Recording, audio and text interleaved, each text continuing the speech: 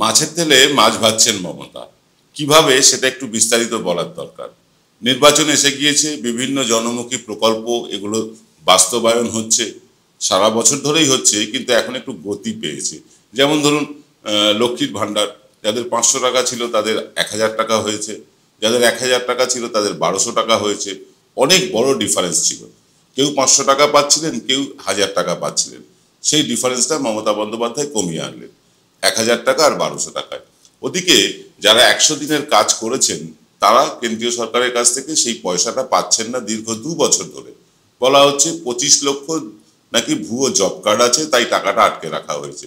কিন্তু এর থেকেও অনেক বেশি ভুয়ো জব কার্ড উত্তরপ্রদেশে ধরা পড়েছে মধ্যপ্রদেশেও, সেখানে টাকা আটকে রাখা হচ্ছে না। বোঝাই যাচ্ছে যে ডবল ইঞ্জিনের সরকার হলে কোনো টাকা পয়সা আটকাবে না, বিরোধী দলের সরকার হলে যে কোনো চুতোনাতায় তা আটকানো হবে। এটা কিন্তু নির্মলা সীতারামনের কলকাতায় এসে বক্তব্যই পরিষ্কার হয়ে গিয়েছে। এবার ঘটনা হচ্ছে মমতা মাছের তেলে মাছ ভাজছেন কি করে, সেই নিয়ে আলোচনা করব আজকের এক্স ফ্যাক্টরে।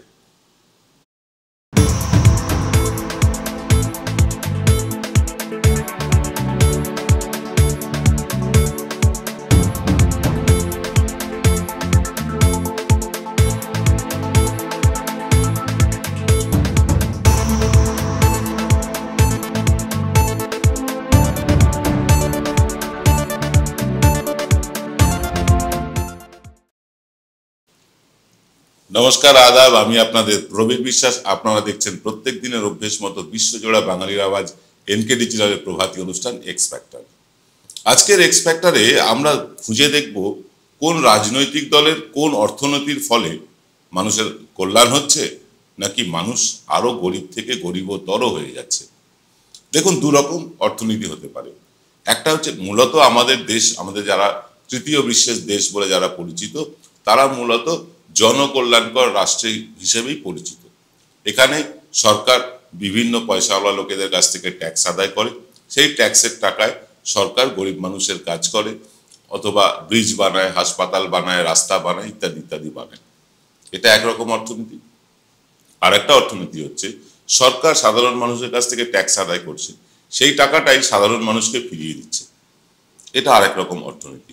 মমতা বন্দ্যোপাধ্যায় মাছের তেলে মাছ ভাজছেন কি করে সেটা বুঝতে গেলে প্রথমে বুঝতে হবে এই যে খেলা মেলা উৎসব বা এই ক্লাবকে অনুদান দেওয়া, দুর্গাপুজোয় অনুদান দেওয়া, এগুলো করে মমতা বন্দ্যোপাধ্যায় দান খয়রাতি করছেন, লক্ষ্মীর ভাণ্ডার করে নাকি ভিক্ষে দিচ্ছেন, এরকম একটা প্রচার কিন্তু চলে। যখনই এরকম ধরনের প্রকল্প আসে বা লাগু হয় তখনই কিন্তু এরকম একটা প্রচার চলতে থাকে। এবার ঘটনাটা হচ্ছে কোথায়? ঘটনা হচ্ছে মমতা বন্দ্যোপাধ্যায় যে এই ধরনের প্রচার চলছে, সেই প্রচারে মমতা বন্দ্যোপাধ্যায় কান দিচ্ছে না, কিন্তু একের পর এক তিনি প্রচার চালিয়েই যাচ্ছেন, মানে নিজের কাজটা করেই যাচ্ছেন। এরকমটা আমরা দেখতে পাচ্ছি। কিন্তু কেন? এতে লাভটা কি? দেখুন, এই যে আমার আপনার কাছ থেকে সরকার ট্যাক্স আদায় করে জিএসটি মারফত, বা ধরুন পেট্রোল পাম্প বা মদের টাকা, এটা সরাসরি রাজ্য সরকারের কাছে যায়। এইসব টাকাগুলো থেকে সরকার বিভিন্ন রকম সরকারি প্রকল্প করবে, কন্যাশ্রী করবে, রূপশ্রী করবে, এসব তো ঠিক আছে। তা বলে সরাসরি লোকের হাতে টাকা 1000 টাকা 1200 টাকা করে এক একজন মহিলাকে, আমরা মেনে নিলাম যে সরকার স্বাস্থ্য বীমা করেছে স্বাস্থ্যসাথী দিয়ে, ঠিক আছে, এটাও তবু মেনে নেওয়া যায়। কিন্তু সরাসরি নগদ টাকা, এই যে যারা লোকশিল্পী, যারা মাঠে ঘাটে গান গেয়ে বেড়ান, লোকশিল্পী বাউল ফকির যারা আছেন, তাদেরকে ভাতা দিতে হবে। কি লাভ হয় এইসব ভাতা দিয়ে? এইসব ভাতা তো খয়রাতি। তারপর ধরুন এই যে দুর্গা পুজোয় হাজার হাজার টাকা, প্রায় লাখ টাকার কাছাকাছি দেওয়া শুরু করেছে সরকার এক একটা পুজো কমিটিকে। এতে কি লাভ হয় সরকারের? আসুন সেই লাভ লোকসানটা এবার বুঝে নিতে হবে। কারণ নির্বাচন এসে গিয়েছে, আমাদের বিচার করে নিতে হবে কোন দল তারা কিভাবে আমাদেরকে, বিশেষ করে পশ্চিমবাংলার লোককে কিভাবে উপকার করছে বা ক্ষতি করছে। আপনার পক্ষে কে ভালো কে খারাপ সেটা তো বিচার করার সময় এসছে। ভোট দেওয়ার আগে আমরা নিশ্চয়ই তুল্যমূল্য বিচার করি, কে ভালো কে খারাপ। অপেক্ষাকৃত ভালোকে ভোট দিই, অপেক্ষাকৃত খারাপকে বর্জন করি। এটাই তো। আমরা কোনো রাজনৈতিক দলের পক্ষ নিচ্ছি না, যদিও আমাদের যে গতকাল সমীক্ষা বেরিয়েছিল রাত্রিবেলা, সেই সমীক্ষা গতকাল নয়, গত পরশু দিনকে, সেই সমীক্ষার পর বহু মানুষ আমাদেরকে নিন্দা মন্দ করছেন, চটিচাটা বলছেন, আমরা নাকি তৃণমূলের থেকে পয়সা টয়সা পাই। দেখুন দাদা, পরিষ্কার একটা কথা বলছি, যদি ওই তৃণমূল বা বিজেপির থেকে পয়সা নেওয়ার হতো না, আমরা আপনাদের কাছে সাহায্য চাইতাম না, প্রয়োজন হতো না। যেসব চ্যানেলগুলো প্রোপাগান্ডা করে তাদের পয়সার দরকার হয় না, তাদের কাছে প্রতি মাসে মোটা মোটা খাম পৌঁছয়, আর আমরা খামগুলো গ্রহণ করতে রাজি হইনি, যার ফলে আমাদের উপর এত চাপ। আমরা বাধ্য হই আপনাদেরকে বলতে যে আপনারা আমাদের পাশে এসে দাঁড়ান, মান্থলি সাবস্ক্রিপশন নিন 100 টাকা বা তার বেশি দিয়ে, তাতে আমরাও বাঁচবো, চ্যানেলটাও বাঁচবো। যারা মান্থলি সাবস্ক্রিপশন আমাদের 100 টাকা বা তার বেশি করে দিতে চান তারা এই পাশের নাম্বারটিতে ইউপিআই করে দিন 9830075869। এই নাম্বারটাতে আপনারা ইউপিআই করে দিন বা ব্যাংক অ্যাকাউন্ট নাম্বার চেয়ে নিন এই নাম্বারে ফোন করে। তবে একটা অনুরোধ করছি, যারা আমাদের ইতিমধ্যেই মান্থলি সাবস্ক্রিপশন গ্রহণ করেছেন তারা নিজেদের নাম আর কোথা থেকে আমাদের অনুষ্ঠান দেখেন সেটা লিখে জানালে আমরা আপনাদের একটা বিশেষ হোয়াটসঅ্যাপ গ্রুপে যুক্ত করব। সেখানে কিন্তু আমরা পারস্পরিক আলোচনা করতে পারি কি বিষয় নিয়ে অনুষ্ঠান হবে, অনুষ্ঠান কেমন হলো, খারাপ লাগলে কেন খারাপ লাগলো, এই কথাগুলো সরাসরি আপনারা আমাদেরকে জানাতে পারবেন এবং প্রায় প্রতিটি মেসেজের উত্তর আমরা দিই। তাই এই গ্রুপে থাকাটা জরুরি চ্যানেলটাকে আরো উন্নত করার জন্য, আরো ভালো করার জন্য। হ্যাঁ, যে কথা বলছিলাম, এই মমতা বন্দ্যোপাধ্যায় এই যে খেলা মেলা ইত্যাদি ভাতা দিচ্ছেন, লক্ষ্মীর ভান্ডারের মতন ভিক্ষা দিচ্ছেন, মানুষ বলছেন যে আমরা লক্ষ্মীর ভান্ডারের ভিক্ষে চাই না, আমাদের কাজ দাও। হ্যাঁ, কাজ তো চাই, অবশ্যই কাজ চাই, কিন্তু যতক্ষণ কাজ না জুটছে ততক্ষণ কি করবেন? এই যে মহিলাদের 500 টাকা দিচ্ছিলেন, এখন 1000 টাকা করলেন, 1200 টাকা করলেন, এতে কি লাভ হলো? দেখুন, মমতা বন্দ্যোপাধ্যায় শুধু তার দলের লোকেদের ভাতা দিচ্ছেন এমনটা তো নয়, সব রাজনৈতিক দলের সমর্থক মহিলারা টাকা পাচ্ছেন। এই 1000 টাকায় হয়তো অনেক কিছু হয় না, সংসার চালানো যায় না, কিন্তু এক মহিলা যিনি সামান্য 2 টাকা 5 টাকা 10 টাকা 50 টাকার জন্য তার স্বামী বা তার বাড়ির পুরুষ মানুষের উপর মুখাপেক্ষী হয়ে থাকতেন, সে মহিলা কিন্তু এখন নিজের আঁচল থেকে টাকা বার করে তার ছোট্ট ছেলেটাকে আইসক্রিম কিনে দিতে পারছেন, চকলেট কিনে দিতে পারছেন। এটাই তো বড় প্রাপ্তি। একটা মা তার সন্তানের ইচ্ছে পূরণ করতে পারলে তার থেকে বড় প্রাপ্তি তো কিচ্ছু হতে পারে না। বাংলার মহিলারা কিন্তু খুশি, অত্যন্ত খুশি। আমাদের সমীক্ষা চলছে রাজ্য জুড়ে, আমরা কিন্তু এই নিয়ে প্রশ্ন রাখছি। মানুষ কিন্তু বিশেষ করে মহিলারা অত্যন্ত খুশি। আর একদল লোক খুশি হয়েছেন 100 দিনের কাজের টাকা পেয়ে। দেখুন, 100 দিনের কাজের টাকা প্রায় আজকে 2 বছর ধরে বন্ধ, পশ্চিমবাংলা পাচ্ছে না। অজুহাত দেওয়া হচ্ছে যে 100 দিনে ভুয়ো জব কার্ডে অনেক টাকা তুলে নেওয়া হয়েছে। বেশ তো, অনেক টাকা তুলে নেওয়া হয়েছে, তার তদন্ত করুক সিবিআই। যারা ভুয়ো টাকা তুলে নিয়েছেন বা ভুয়ো জব কার্ড দিয়ে টাকা তুলে নিয়েছেন তাদেরকে অ্যারেস্ট করা হোক। রাজ্য সরকার না হয় করবে না, তাদের সদিচ্ছা নেই, সিবিআই তো করতেই পারে, তারা কেন করছে না? আসলে এটা একটা রাজনীতি চলছে। এই অজুহাতে পশ্চিমবঙ্গের মানুষের টাকা এটা কিন্তু বন্ধ করে রাখা হচ্ছে, অথচ একই দোষে দুষ্ট সব রাজ্যেই কিছু না কিছু ভুয়ো জব কার্ড আছে। কারুর 2 লাখ আছে, কারুর 25 লাখ আছে, কারুর 60 লাখও আছে। ধরুন উত্তরপ্রদেশ বা মধ্যপ্রদেশ, এদের ভুয়ো জব কার্ডের সংখ্যা বাংলার থেকে অনেক গুণ বেশি, তারপরেও এদের টাকা আটকে রাখা হচ্ছে না, আটকে রাখা হচ্ছে পশ্চিমবঙ্গের টাকা। এমনকি বিজেপি শাসিত রাজ্যগুলো, ত্রিপুরা, অসম, ওদিকে গুজরাট, এই রাজ্যগুলোর টাকাও আটকে রেখেছে কেন্দ্রীয় সরকার। আসলে অজুহাত আটকে রেখেছে মানে কি, দিনের পর দিন না, যে মাসের টাকা দেওয়ার কথা তার থেকে 2 মাস 3 মাস পরে বিজেপি শাসিত রাজ্যগুলো পেয়ে যাচ্ছে, কিন্তু যেগুলো বিজেপি শাসিত রাজ্য নয় তাদের ওপরেই নেমে আসছে খাড়া। তবুও পশ্চিমবাংলার অর্থনীতি কিন্তু সচল। কেন সচল? এই যে মমতা বন্দ্যোপাধ্যায় মাছের তেলে মাছ ভাজছেন, অর্থাৎ ধরুন এই যে 100 দিনের টাকাটা দিলেন, কৃষকদের হাতে তুলে দিচ্ছেন, বা মায়েদের হাতে, বোনেদের হাতে 1000 টাকা করে 1200 টাকা করে যে ভাতা তুলে দিচ্ছেন, এই টাকাটা তো তারা মানে লক্ষ্মীর ভান্ডার বলে তারা একটা ঘটে জমিয়ে রাখছে না, একটা বাক্সে জমিয়ে রাখছে না, সেই টাকা বাজারে আসছে, খরচ করছেন, এবং এই খরচ করার ফলে বাজার কিন্তু চাঙ্গা থাকছে। অর্থাৎ মানুষ যত কেনা বেচা করবে তত কিন্তু বাজার অর্থনীতি চালু থাকবে। একটা ছোট্ট উদাহরণ দিই, আমাদের এক দর্শক আছেন এবং আমাদের খুব মানে গাইড করেন এমন একজন বয়স্ক মানুষ আছেন, জ্যোতিপ্রকাশ বাবু। তার সাথে কথা হচ্ছিল গতকাল। তিনি বলছিলেন, তিনি কোথাও গল্পটা পড়েছেন, সেই গল্পটা আপনাদেরকে বললে বুঝতে পারবেন। দেখুন, এক ভদ্রলোক, অত্যন্ত অর্থশালী লোক, তিনি একটি রেস্টুরেন্টে গেছেন, রেস্টুরেন্টে গিয়ে খাওয়া দাওয়া করেছেন। এবার যে রেস্টুরেন্টের যে ওয়েটার ছিল তার হাতে 500 টাকা টিপস দিয়েছে। এই 500 টাকা পেয়ে ওয়েটার ছেলেটি বাড়িতে হাসতে হাসতে গেল, এবং হাসতে হাসতে গিয়ে সে তার মুদিখানা দোকানে যে 500 টাকা বাকি ছিল সেই মুদিখানা দোকানের 500 টাকা শোধ করলো। মুদিখানা দোকানদার সে আবার তার মহাজনকে সেই টাকাটা দিল। মহাজন সেই টাকাটা দিল কৃষককে। কৃষক সেই টাকা দিয়ে সার, বীজ ইত্যাদি ইত্যাদি কিনলো। আর সেই সার কোম্পানির মালিক হচ্ছেন সেই রেস্টুরেন্টে খাওয়া মানুষটা। অর্থাৎ টাকা ঘুরছে, দেনাও শোধ হচ্ছে, জিনিসপত্র কেনাকাটিও হচ্ছে, আবার কিন্তু মার্কেটও সচল থাকছে। বাজার সচল না থাকলে অর্থনীতি ঢুকবেই এবং মানে অর্থনীতি শেষ হয়ে যাবে। আজকে শ্রীলঙ্কা বলুন, পাকিস্তান বলুন, পাশের দেশ বাংলাদেশ বলুন, এরা একসময় পশ্চিমবাংলা ভারতবর্ষের অর্থনীতিকে ছাপিয়ে গিয়েছিল বাংলাদেশ, কিন্তু তারপরেও বাংলাদেশ কিন্তু সেটা ধরে রাখতে পারেনি। কারণ একটাই, কারণ বাজারটাকে তারা সচল রাখতে পারেনি। মমতা বন্দ্যোপাধ্যায় কিন্তু এই জায়গাটা খুব ভালোভাবে ধরেছে। তিনি এই যে ট্যাক্সের টাকা আদায় হচ্ছে, জিএসটি বাবদ টাকা আসছে, বা মদের ট্যাক্সের বাবদ টাকা আসছে, পেট্রোল ডিজেলের ট্যাক্সের বাবদ টাকা আসছে, মমতা বন্দ্যোপাধ্যায় করলেন কি, এই ট্যাক্সের টাকা আবার মানুষকেই ফিরিয়ে দিলেন। এই 1000 টাকা, এই 1200 টাকা, এই ধরুন 100 দিনের কাজের টাকা, এছাড়াও কন্যাশ্রী, রূপশ্রী, বিভিন্ন অজুহাতে মানুষের কাছে তিনি টাকা পৌঁছচ্ছেন। বিশেষত গ্রামের মানুষের কাছে 1000 টাকার দাম অনেক, কারণ গ্রামের মানুষ ফসল ফলায়, তাদের নিজেদের ফসল তারা নিজেরা খেতে পারে, উদ্বৃত্ত ফসল তারা বিক্রি করেন, তাই দিয়ে তাদের জামা কাপড়, বাড়ি ঘরদোর ইত্যাদি হয়। তো এই যে গ্রামের মানুষ কিন্তু এই 1000 টাকা, গ্রামের মহিলাদের কাছে 1000 টাকা অনেক। তারা করছেন কি, এই 1000 টাকা জমিয়ে তারা কিন্তু হয় জামা কাপড় কিনছেন, কেউ হয়তো শখের জিনিস কিনছেন। অর্থাৎ এই যে কিনছেন, কেনার ফলে বাজারটা চালু থাকছে। যার কাছ থেকে কিনছেন তিনি আবার কারুর কাছ থেকে সেই পয়সা দিয়ে কিনছেন, রোটেশন হচ্ছে। টাকা যত বাজারে ঘুরবে, বাজার তত সমৃদ্ধ হবে। এই এত মানে বজ্র আটুনির পরেও কেন্দ্রীয় সরকার বিভিন্ন খাতে টাকা বন্ধ করে দিয়েছে। 100 দিনের কাজের টাকা দিচ্ছেন না, তারা বাড়ি করার টাকা দিচ্ছেন না, বিভিন্ন খাতে একদম প্রাপ্য টাকাগুলো, জিএসটি তারা দেন না সময় মতন। এরকম বহু টাকা তারা কিন্তু আটকে রাখছেন বিভিন্ন ছুতোনাতায়। তারপরেও পশ্চিমবাংলার অর্থনীতিকে ধ্বংস করা যাচ্ছে না। পশ্চিমবাংলার অর্থনীতি এই কারণে ধ্বংস করা যাচ্ছে না, কারণ পশ্চিমবঙ্গ সরকার মানুষের ট্যাক্সের টাকা মানুষকে ফিরিয়ে দিচ্ছেন। আমরা এ নিয়ে বিস্তারিত আলোচনা করব, অত্যন্ত জরুরি আলোচনা। এই আলোচনাটা সকলের শোনা দরকার। ফিরছি ছোট্ট একটা বিরতির পর।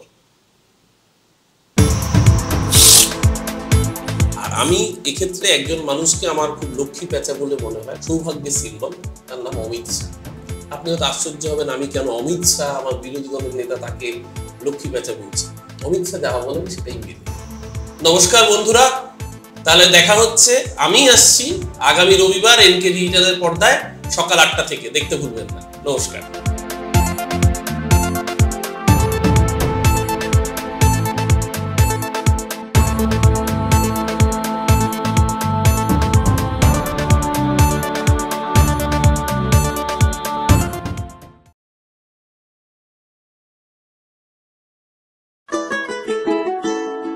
সেরাই যখন হাতের কাছে, অন্যটা কেনই বা কিনি। আজ বাঙালির ঘরে ঘরে একটাই নাম, সুন্দরিনী।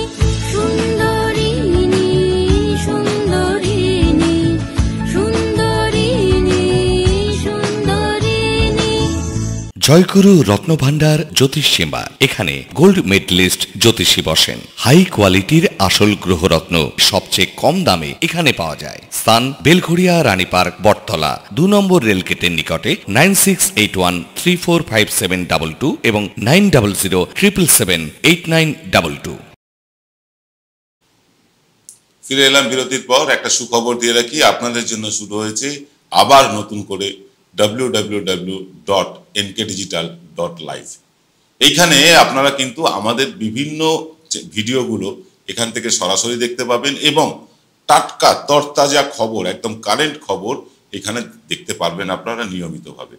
তাই nkdigital.live একবার ভিজিট করে আসুন, তাহলেই আপনি বুঝতে পারবেন যে এইখানে আমরা কি ধরনের কাজ করছি, কি ধরনের আপডেট দিচ্ছি। যাকে এ নিয়ে আর আপনাদের বিস্তারিত বলার দরকার নেই, কারণ nkdigital.live এর আগে আপনারা ব্যাপক জনপ্রিয় করেছিলেন। আমাদের কিছু সমস্যার জন্য, অর্থনৈতিক সমস্যার জন্য আমরা বন্ধ করে দিতে বাধ্য হয়েছিলাম, কিন্তু আবার শুরু হয়েছে nkdigital.live, আপনারা দেখে নিতে পারেন। যাকে যে কথা বলছিলাম, এই যে বাজার অর্থনীতি চালু রাখার দুরকম, সরকার দুরকম ভাবে চলে। সরকারের অর্থনীতি ধরুন, কেন্দ্রীয় সরকারের অর্থনীতি কিরকম, তারা আমাদের কাছ থেকে বিভিন্ন ট্যাক্স নিচ্ছেন, বিভিন্ন বিষয়ে জিএসটি নিচ্ছেন, ব্যাংকের মাধ্যমে টাকা কাটছেন, ইনকাম ট্যাক্স নিচ্ছেন, এগুলো সব কেন্দ্রীয় সরকার পাচ্ছে। এই টাকা দিয়ে হচ্ছে কি? কিছু রাস্তা হচ্ছে, নিশ্চয়ই হচ্ছে মূর্তি, প্যাটেলের মূর্তি বসছে, মন্দির হচ্ছে। এই যে মন্দির হওয়া বা মূর্তি হওয়া, এগুলো কিন্তু ফিক্সড খরচা, এখান থেকে সরকারের রিটার্ন সেরকম নেই। কিন্তু রাস্তা হলে যোগাযোগ ব্যবস্থা বাড়ে, ব্যবসা বাড়ে, মানুষের যাতায়াত সুগম হয়। সরকার এই ইনফ্রাস্ট্রাকচারাল খাতে যত খরচা করছে, তার থেকেও বেশি খরচা করছে এই মূর্তি, মন্দির অথবা কর্পোরেটদের ট্যাক্স মাফ করে দিতে। কর্পোরেটদের ট্যাক্স মাফ করলে কি হয়, সেই টাকাটা এক জায়গায় আটকে যায়। ধরুন কোনো কর্পোরেট সংস্থাকে 5 লক্ষ কোটি টাকা ট্যাক্স মাফ করা হলো, কর্পোরেট সংস্থা সেই ট্যাক্সটা মাফ পেয়ে সেই ট্যাক্সটা তাই বাঁচিয়ে তিনি কি করবেন? সেই টাকা দিয়ে তিনি তার উৎপাদন বাড়াবেন, আরো নতুন করে ব্যবসা বাড়বে। এরকমই তো ব্যাপার হওয়া উচিত। কিন্তু ব্যবসা কি আদৌ বাড়ছে ট্যাক্স মাফ করে? কিন্তু এই টাকাটাই, এই 5 লক্ষ কোটি টাকা লাগবে না, মাত্র 2 লক্ষ কোটি টাকার টোটাল কৃষি ঋণ আছে আমাদের দেশে, আর 1.5 লক্ষ কোটি টাকার টোটাল গৃহ ঋণ আছে আমাদের দেশে। অর্থাৎ আমার আপনার মতন মধ্যবিত্ত যারা একটা ফ্ল্যাট কেনা বা একটা বাড়ি বানানো বা বাড়ি রিপেয়ারিং এর জন্য লোন নিয়েছিলাম, সেই টাকার পরিমাণ সারা দেশে মাত্র 1.5 লক্ষ কোটি টাকা। আর কৃষি ঋণ, কৃষকেরা ঋণ করেছিলেন 2 লক্ষ কোটি টাকা। এই 3.5 লক্ষ কোটি টাকা যদি কর্পোরেটদেরকে মাফ না করে সরাসরি সাধারণ মানুষকে, মধ্যবিত্তকে বা নিম্নবিত্তকে বা কৃষককে যদি এই টাকাটা মাফ করে দেওয়া হতো, তাহলে কি হতো? প্রথমত বিজেপির ভোট ব্যাংক অনেক বাড়তো। দ্বিতীয়ত এই মানুষগুলোর হাতে যদি এই ইএমআই এর ঝামেলা না থাকতো, প্রতি মাসে বাড়ির ইএমআই চোকাতে হবে, এই টেনশন না থাকতো, মানুষগুলোর হাতে টাকা বাঁচতো। ধরুন 15,000 টাকা ইএমআই, সেই 15,000 টাকা দিতে হবে না। তাহলে মানুষ করবেন কি? সেই 15,000 টাকা থেকে 2-3,000 টাকা সেভিংস করবেন, বাকি টাকাটা কিন্তু তিনি ইনভেস্ট করবেন বাজারে। অর্থাৎ তিনি জামা কাপড় কিনবেন, নতুন নতুন জিনিস কিনবেন। যার বাড়িতে একটা 32 ইঞ্চির টিভি ছিল, তিনি চিন্তা করবেন যে এবার আমার একটা 56 ইঞ্চি টিভি কেনার দরকার। যার একটা সাইকেল ছিল, সে ভাববে আমার একটা মোটর সাইকেল বা স্কুটার কেনার দরকার। আর এইসব কিনতে গেলেই সরকারের কাছে জিএসটি যাবে, জিএসটি গেলেই সরকারের লাভ। কিন্তু কেন্দ্রীয় সরকার এই পথে হাঁটলো না। তারা করে দিল কি? মূর্তি বানাতে শুরু করলো, তারা মন্দির বানাতে শুরু করলো, যেখান থেকে রিটার্ন নেই। আবার দিতে থাকলো কাদের লোন মাফ করে? সেটা হচ্ছে কর্পোরেট সংস্থাকে, এই আদানি, আম্বানি, জি নিউজ, এসআর, এইসব লোককে মাফ করে দিতে থাকলো। এইসব লোককে মাফ করে দিতে থাকলে কি হয়? ধরুন আম্বানিকে 2 লক্ষ কোটি টাকা মাফ করে দেওয়া হলো। আম্বানি কি করবেন? একটা হেলিকপ্টার কিনে তার বউকে গিফট করবেন। আমার আপনার কি হবে? সরকার বউকে গিফট করা হেলিকপ্টার বাবদ এককালীন জিএসটি পেল, কিন্তু এই টাকাটাই যদি সাধারণ মানুষের কাছে ছড়িয়ে দেওয়া হতো, অনেক মানুষের উপকার হতো। কিন্তু এই যে কেন্দ্রীয় সরকার, এরা হচ্ছে প্রো বিজনেসম্যানদের, অর্থাৎ বিজনেসম্যানদের জন্য, যারা বড় ব্যবসায়ী তাদের জন্য এই সরকার সব করছে। কিন্তু ছোট ব্যবসায়ী, কৃষক, মধ্যবিত্ত শ্রেণী, তাদের জন্য কিন্তু কিছুই করছেন না। নরেন্দ্র মোদী স্বয়ং বলছেন যে মধ্যবিত্তের প্রতি তার কোনো দায় নেই, এটা কিন্তু তিনি প্রকাশ্যে বলছেন। ফলে মধ্যবিত্ত কিন্তু ধীরে ধীরে নিম্নবিত্ত হচ্ছে, নিম্নবিত্ত ক্রমশ ধীরে ধীরে গরিব হচ্ছে, আর গরিব ক্রমশ ধীরে ধীরে দারিদ্র সীমার বাইরে চলে যাচ্ছে। অর্থাৎ তারা দরিদ্রেরও নন, তার থেকেও নিচে চলে যাচ্ছে। আমাদেরকে বলা হয় আমাদের নাকি এটা পঞ্চম অর্থনীতির দেশ, বিরাট অর্থনীতি, শক্তিশালী দেশ। তাহলেও এই নরেন্দ্র মোদী কেন বলেন যে 80 কোটি মানুষকে রেশন দিতে হচ্ছে? যদি আমরা এতই অর্থনৈতিকভাবে শক্তিশালী হব, তাহলে 80 কোটি মানুষকে রেশন দিতে হয় কেন 130-140 কোটি মানুষের মধ্যে? তার মানে আমাদের অর্থনীতি পুঞ্জীভূত হয়ে গেছে সেই ব্যবসায়ীদের হাতে, বড় লোকদের হাতে। বাকি এই 80 কোটি 100 কোটি মানুষ কিন্তু নিরন্ন, তাদেরকে খাবার জোগাতে হচ্ছে। এই যে দুরকম দ্বিচারিতা করছেন নরেন্দ্র মোদী, এর ফলে স্পষ্ট যে তার অর্থনীতি চলছে এক পেশে ভাবে, বড় লোকদের জন্য। আর এদিকে মমতা বন্দ্যোপাধ্যায় রাজ্যে করছেনটা কি? তিনি যে টাকা ট্যাক্স পাচ্ছেন সেই টাকাটা আবার রাজ্যের মানুষকেই ফিরিয়ে দিচ্ছেন। এই যে পুজোয় টাকা দিচ্ছেন, পুজোয় টাকা দিলে পুজো কমিটির কোনো ব্যাংক অ্যাকাউন্ট হয় না, হয় বিভিন্ন ক্লাবের ব্যাংক অ্যাকাউন্ট।